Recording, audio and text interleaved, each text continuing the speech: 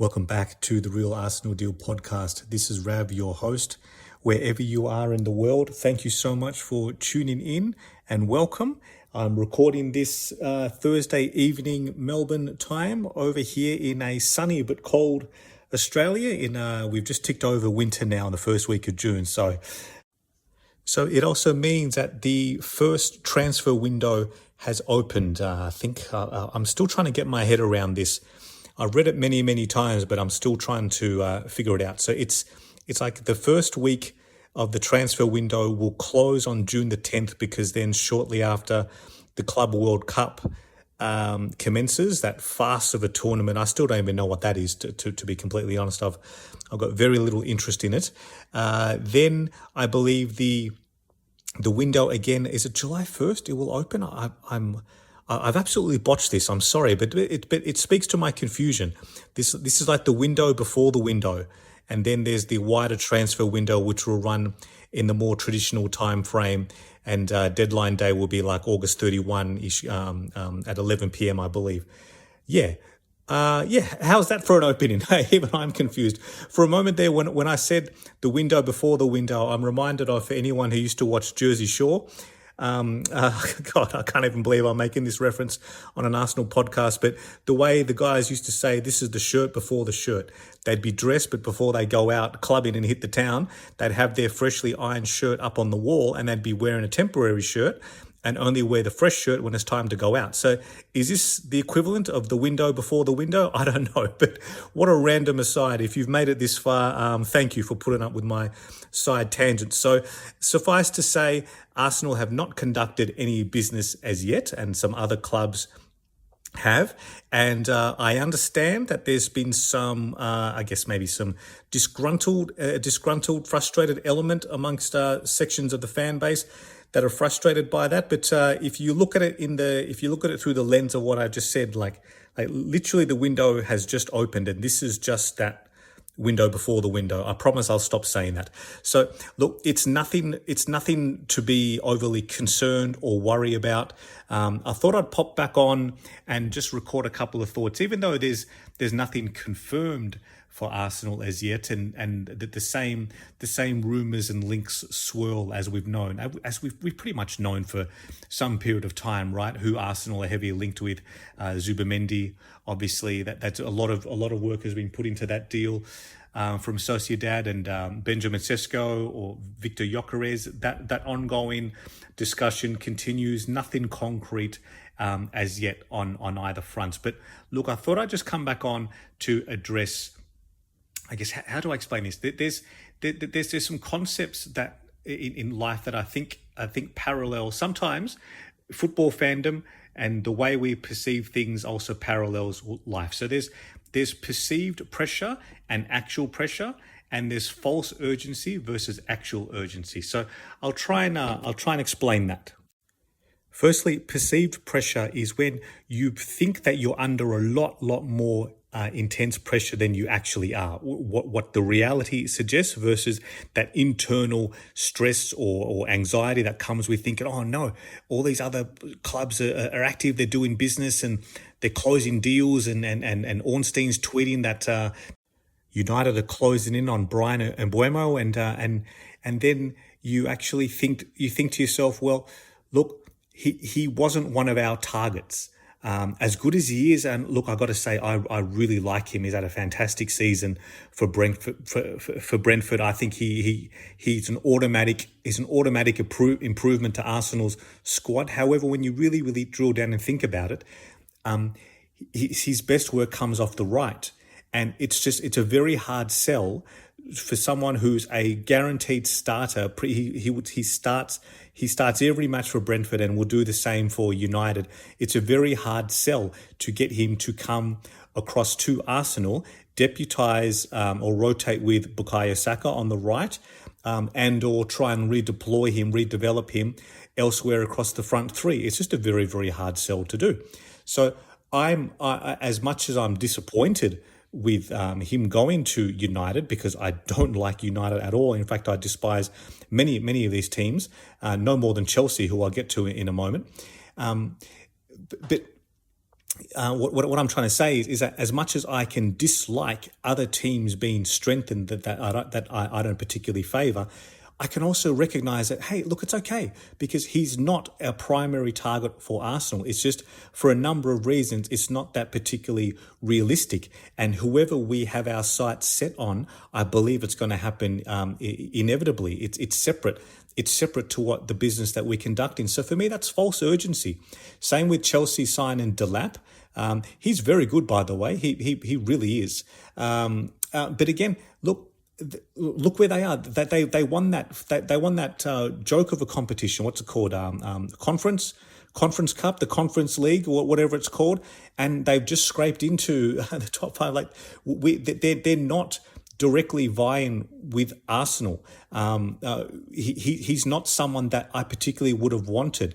And let's be honest, as a fandom, Arsenal fandom is quite reactionary, is quite quite sensationalist sometimes. If we announce tomorrow that we are signing Liam Delap after all the ongoing discourse and disgruntlement about Arsenal needing that world-class centre forward, right, to take us to the next level, and we didn't do it last summer, and we've been inactive and sitting on our hands, and the opportunity for trophies is ticking over, blah, blah, blah, all that whole narrative that I see regurgitated all the time. Even though, look, I've stepped right back from social media. I can't, it's just not for me. It's just too toxic. Yes, I use Blue Sky, and it's much more conducive to rational discussion, and I'm very selective about who I follow, and I very, very heavily curated my news feed. So that works for me. Every now and then when I go and look at maybe it's silly me, but when I click the comments on an Ornstein tweet, for example, it's just a pile-on with Arsenal. Like it's not rational. And I don't think it's a logical representation of the mentality of where this club actually is in terms of its board level thinking, its executive thinking versus that element of the fan base. But anyway, the point I'm trying to make is, had Arsenal announced tomorrow that we'd sign Liam Delap, you can't tell me that would have satisfied the fan. It just wouldn't have. There would have been, the whole narrative would have been, what are you thinking? He's not good enough. It's come from Ipswich. We need someone to. I can just picture it. So again, the only reason I'm citing these examples is that to me that's like perceived pressure. We don't need to be announcing and finalizing those transactions because they're not for us. We have our targets. I mean, it's been very evident from months ago when Andrea Berta was signed in that we know who we are seeking. A lot of the groundwork has been done when you think about how long we've been linked with Martin Zubimendi and Benjamin Sesko. Now, again, it remains to be seen when those transactions are finalised. I totally get that. Until they're holding up the Arsenal shirt and you see it published on Arsenal.com, even I don't believe it, of course. So it remains to be seen. However, we have our targets in mind, and negotiations, discussions, all those things are ongoing. Because even though Andrea Berta is relatively new, I also need to remember that there's a whole team behind the scenes. It's a collective effort. So it's not like he's just come in now and picked up the phone to Martin Zubimendi and his representatives. No, that would have been long conducted by over the course of time by Edu and the associations underneath, the lawyers, right? The lawyers, or Arsenal's lawyers. I mean, Tim Lewis himself. It's quite likely his firm, I believe, that does a lot of contract consulting for Arsenal and for KSE, for the Cronkies. So they would be all over the finite details around release clauses, the contract terms, its conditions, what Benjamin Sesko's actual price tag is, as opposed to what's been reported out through various areas of the media. So all of these things, they have continuity. So it'll be the same representatives and agents that have been talking to the same groups of people affiliated with Arsenal, internal and external consultants, intermediaries. So there's been ongoing dialogue. Just because Edu exits and now Andrea Berta has started, those ongoing relationships have been established for quite some time, and I'm confident that will be much more conducive to finalising and closing deals. Martin Zubimendi, for example, from what I understand from the Gunner blog, James McNicholas article from a few days ago, please check that out if you haven't. He's very articulate, very well informed, chooses his words very well, very wisely. So from my understanding, it's effectively a formality. It's just waiting for the right announcement in the correct accounting period to suit Sociedad.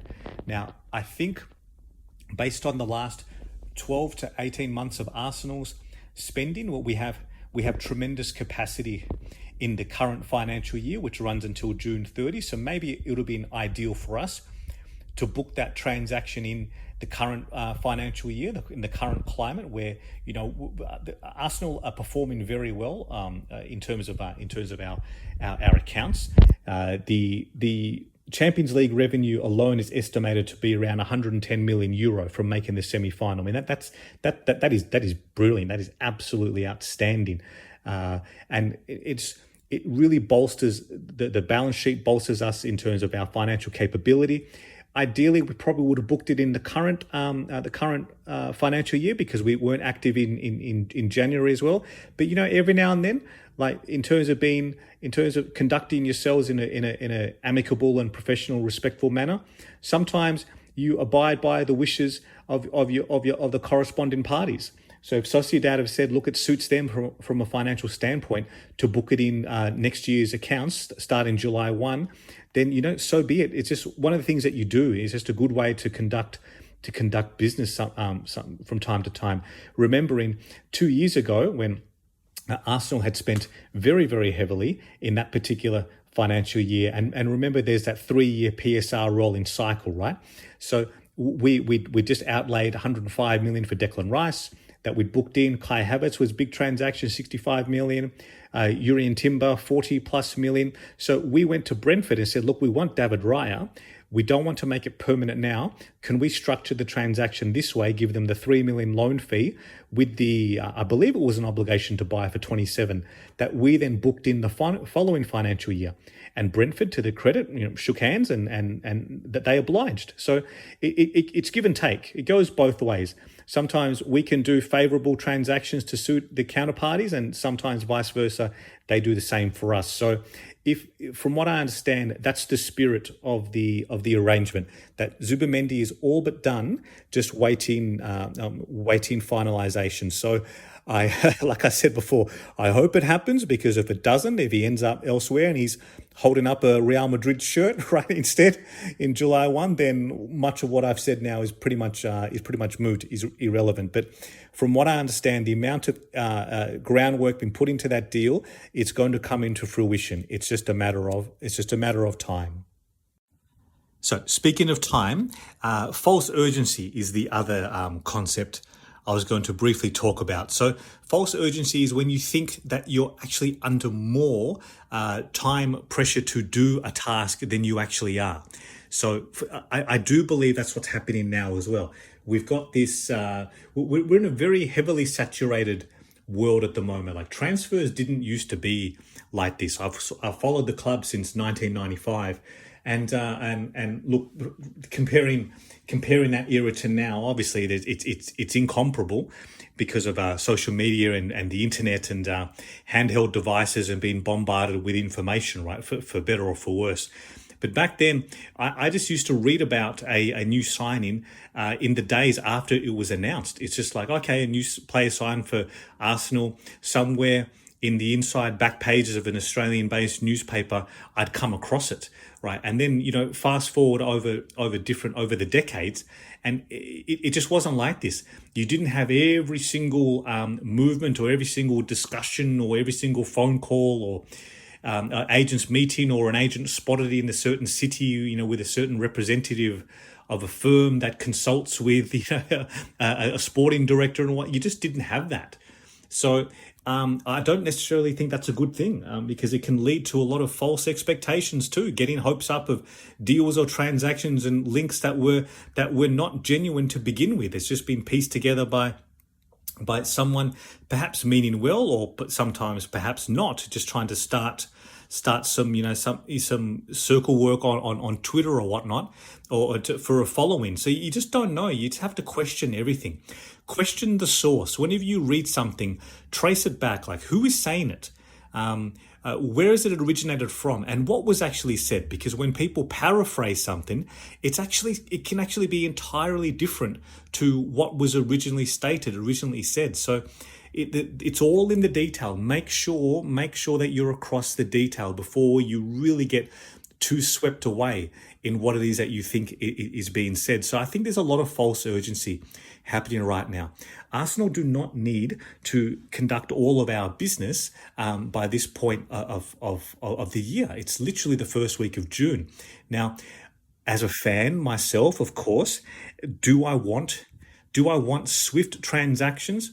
Do I want our major business done and not being dragged out to deadline day like it was last year when, we all of a sudden panic loaned Nito in the closing days? I don't think he was deadline day. I think it was maybe a day or two before, but Sterling certainly was late on deadline day. Like, do I want this happen again? No, it was very un-Arsenal like, or very unrecent Arsenal like, and quite unprofessional as well. And boy, did it cost us. I didn't need to go through all that again, right? Because I've covered that in previous recordings, as I'm sure everyone else has as well.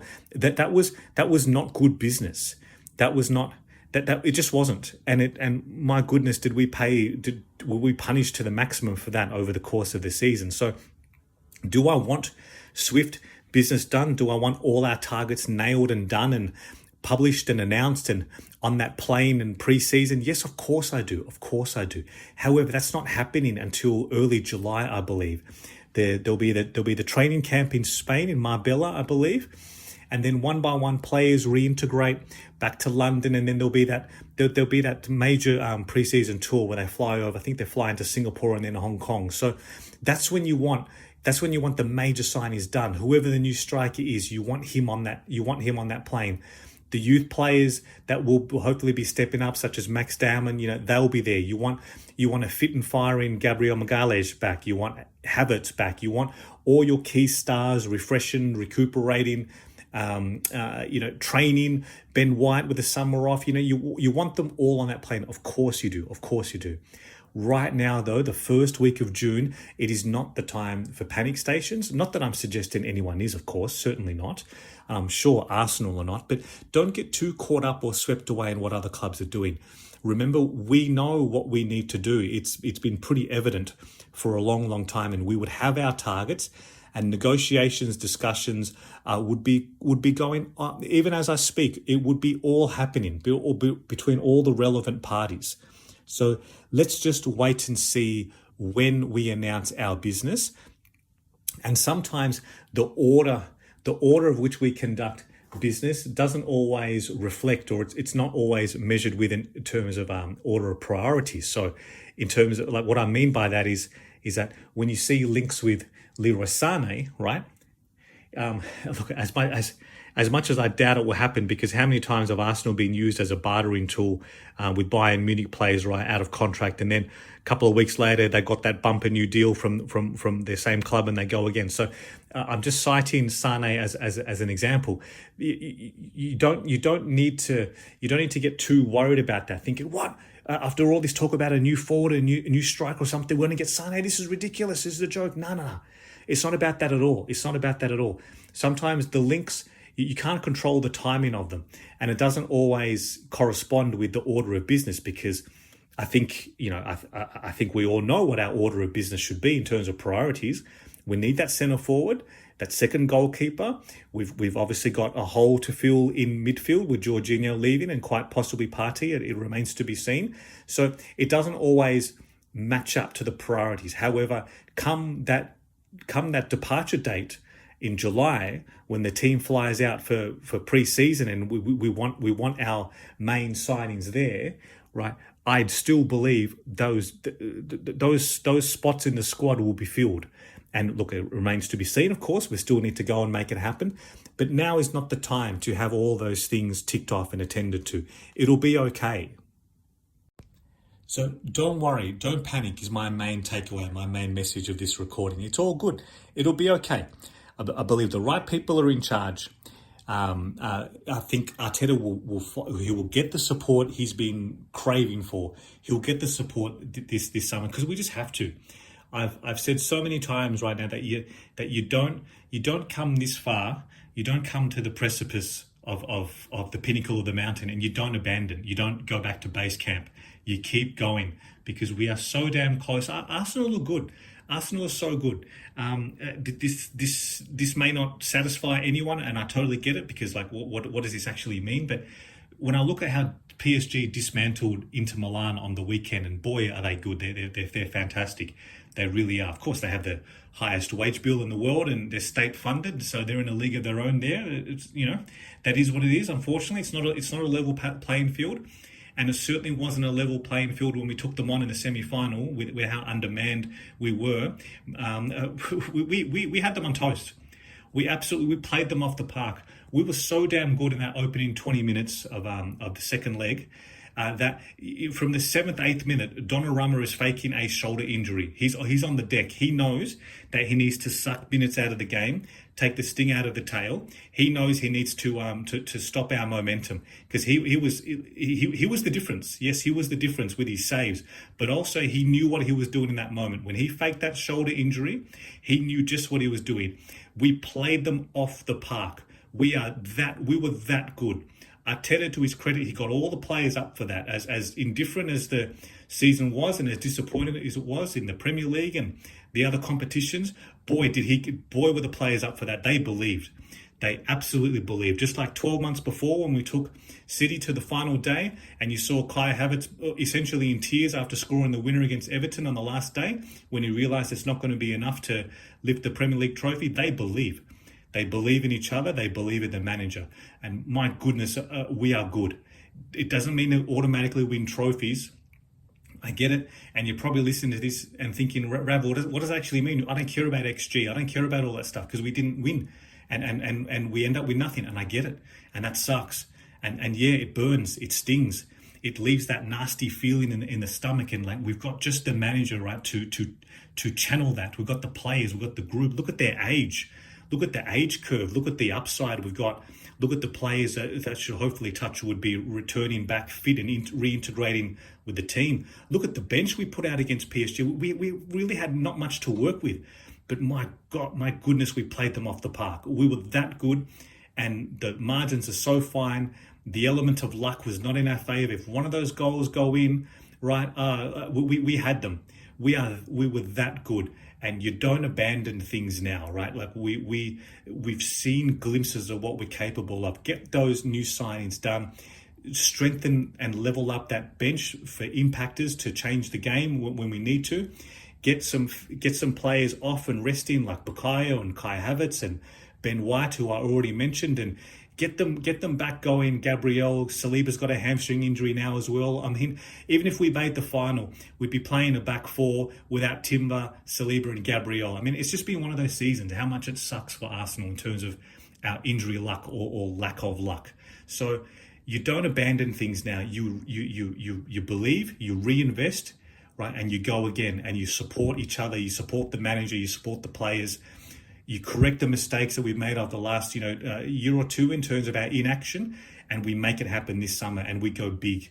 We go big and great things await Arsenal next season. I absolutely believe it. So hang in there, everyone. Right. I wish I had actual genuine transactions to talk about and reflect on and talk about player profiles and signings and all that cool stuff we love hearing about. But I'm confident it is what it is. It'll just be a little bit longer. So just be patient. Keep believing. It will happen. I'll hop back on again, hopefully in the next few days with some more news and developments and see where it takes us. But as always, as I end every recording, thank you so much for listening. I really appreciate all of the feedback. I read every single comment I'm lucky enough to receive. if you be kind enough to please like the video on YouTube and subscribe if you want to, and on the podcast platforms, Apple or Spotify, if you be kind enough to please consider leaving me a review. It would greatly boost the visibility and engagement. I would be most grateful for that. So thank you again, everyone, for listening. I'll leave it there for now, and I'll hop back on again soon. Until then, look after yourselves, look after your mental health, your well-being, stay safe, look after your loved ones as well, and come on, Arsenal.